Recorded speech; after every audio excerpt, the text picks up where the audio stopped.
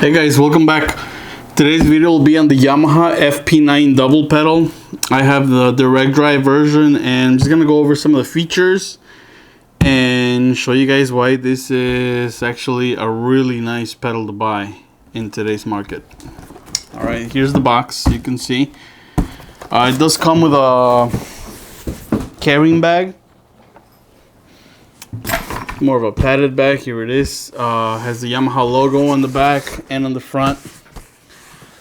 Has dual zippers, front pouch.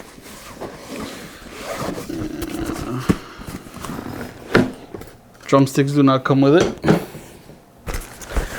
Alrighty, so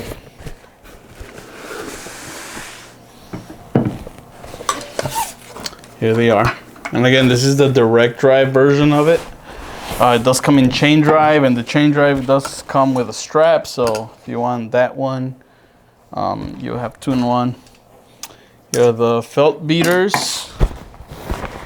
And the beaters do come with adjustable weights.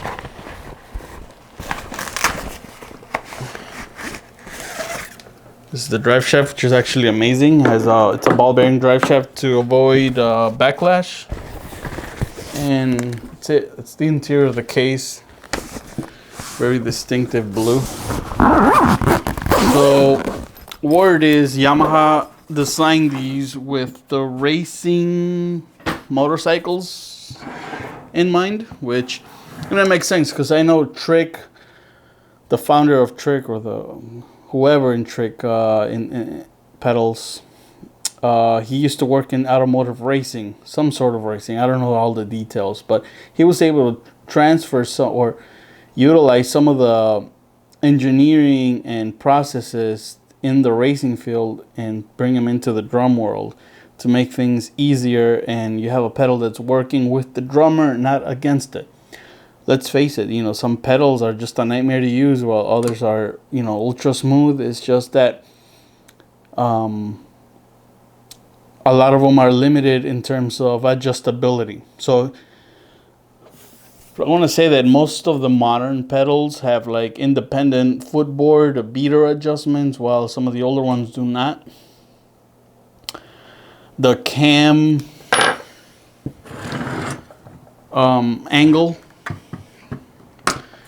some of them, like the Pearl Eliminator, it was pretty cool because it came with like 3 shaped adapters for the cams, which gave you a different feel. The problem with that one was that you'll have to essentially remove the pedal from the bass drum, set it up in a bench, and work on it, and then remount it on the bass drum pedal and play it until you're happy with with the feel that you're looking for.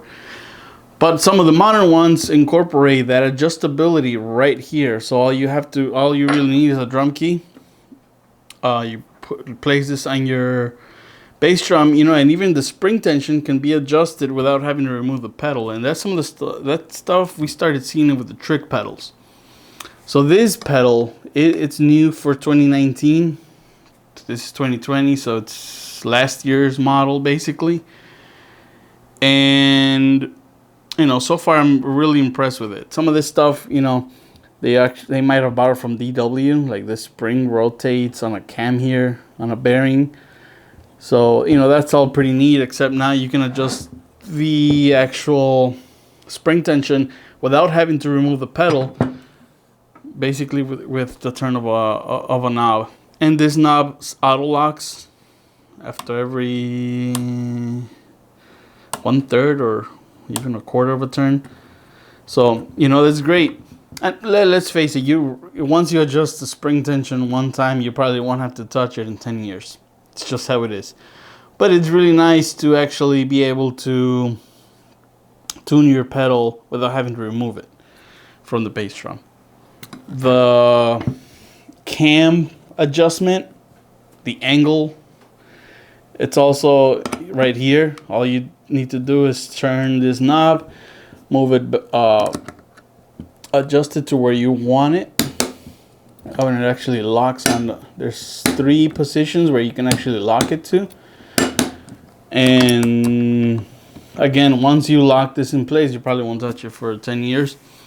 The construction seems super solid. Like, I've been playing drums for 20 years and I've never broken either a pedal or a cymbal. Could be that I don't hit that hard, but I'm thinking it has more to do with, I just don't abuse my gear. For example, my pedals are always in cases, are always treated properly. The worst thing that happens to my pedals is that they get dust on them. Every once in a while, I'll go in there and dust them, but I've never had a spring break on me and stuff like that. Now, it is common for springs to break. This little thing here just happens to crack one day, and it's not Yamaha or DW or Pearl's fault. It's just you just get a bad spring and it breaks. So it's always a good idea to carry extras anyways, but aside from that, I don't think anything on this pedal will break anytime soon.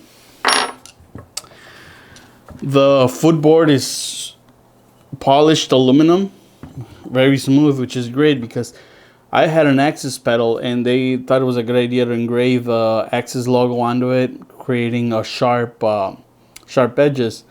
And it's great if you play with shoes, but me, I'm a player that, for 20 years I've been playing barefoot, and that's sort of stuff, you feel it, and it'll cut through your socks, it'll cut through your skin. It was just a nightmare. So I ended up having to build custom footboards for that pedal.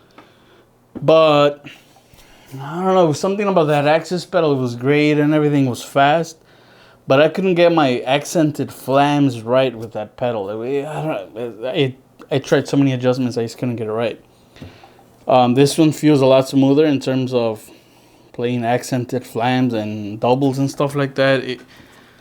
I do prefer the chain drive version of this pedal.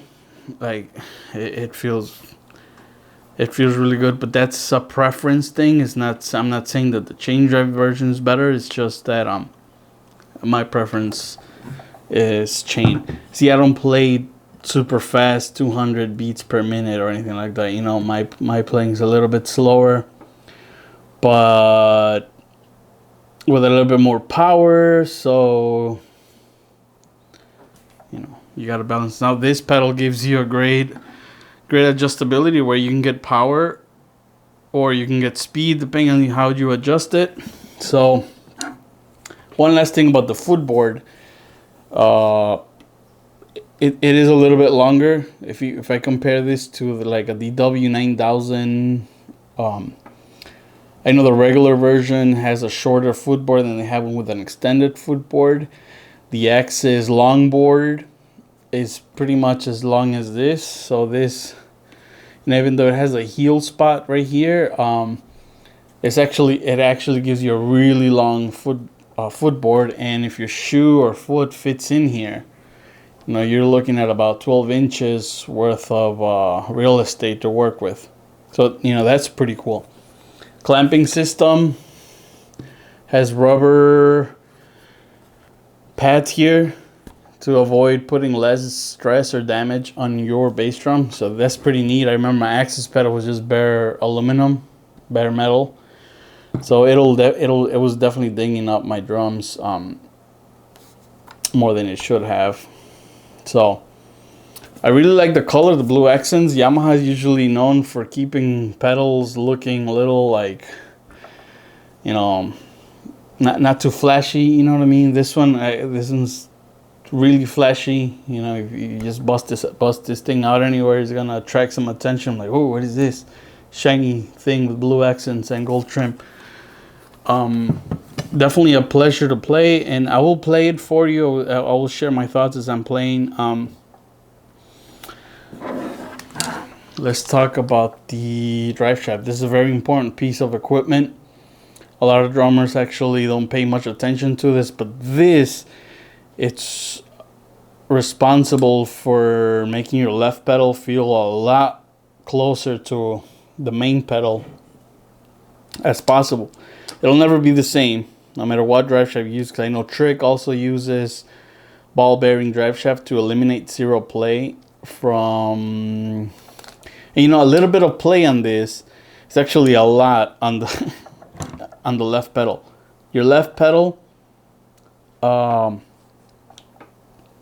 Benefits greatly as it, like I said before, it almost feels like a right pedal, and it is as good as it's gonna get with a ball bearing drive shaft. It's smooth, no backlash, and that's really something that should be standard in every high-end double pedal nowadays. I know the Tama Dynasync, great pedal actually.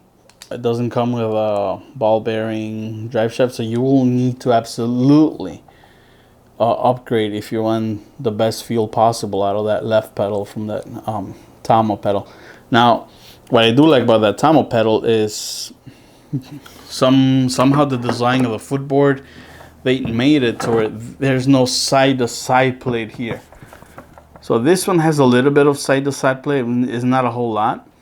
But the way they did it is, instead of having one single pivot point, they actually put two shafts on each side, making the pedal super stiff. So all of your energy gets transferred into that beater, you know, and it's actually really cool. Downside again is just the drive shaft it comes with. I did try that one first before buying this one. I gotta say they feel almost identical, and what sold me from, well, the reason why I picked this over the Tama was the drive shaft. See the Dynasync, if you get like a trick drive shaft, you're looking at about $120 on top of the $650 US dollars that it already cost. This one's $650 in the US, and it already comes with it. You don't have to update anything. If anything, beater choice, you can always replace beaters.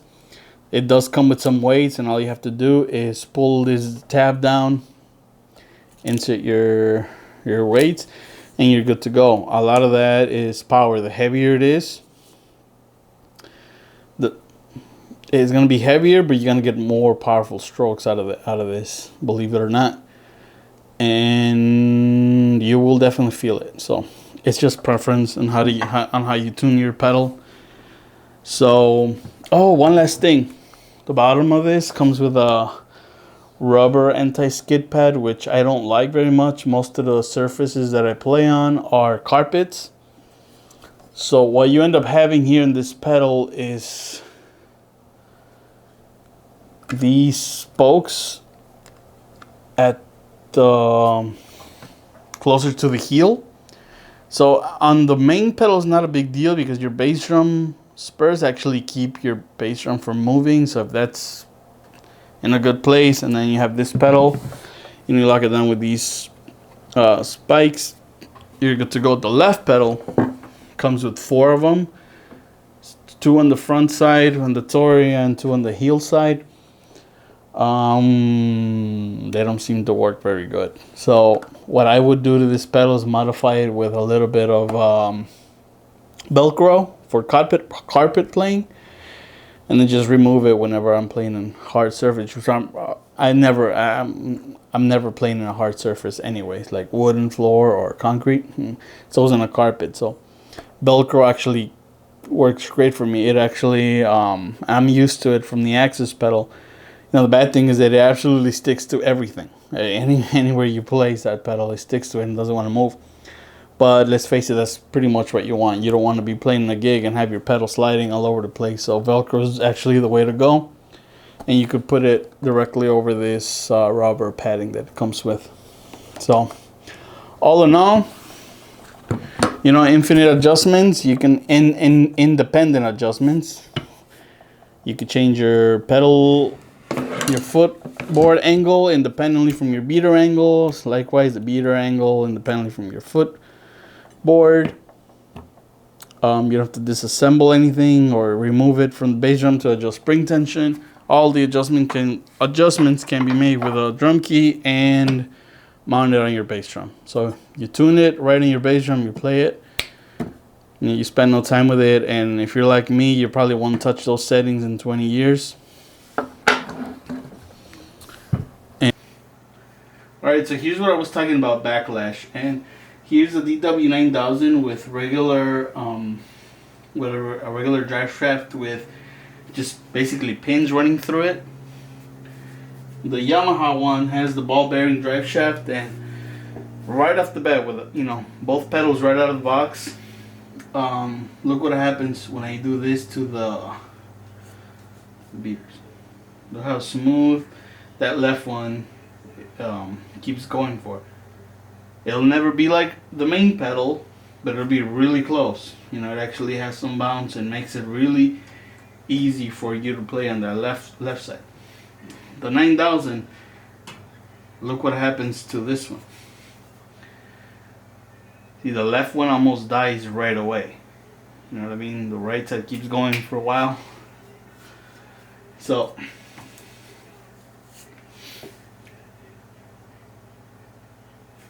DW should absolutely start shipping out that 9000 with a ball bearing drive shaft. Or you can just, you know, if you already have one, you can just buy one from like Trick.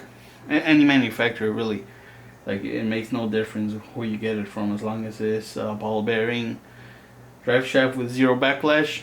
You know, you're good to go. So that's that, and then now I'm gonna play it for a little bit. Alright, so this is the... Alright, so let's play it for a little bit. Like I mentioned earlier, I really enjoy the longer footboard, and it's actually smooth. It won't cut the bottom of my foot, so I play barefoot. I really enjoy it. You know, I'm also gonna start learning that heel toe technique that my foot actually fits in this one. So here we go.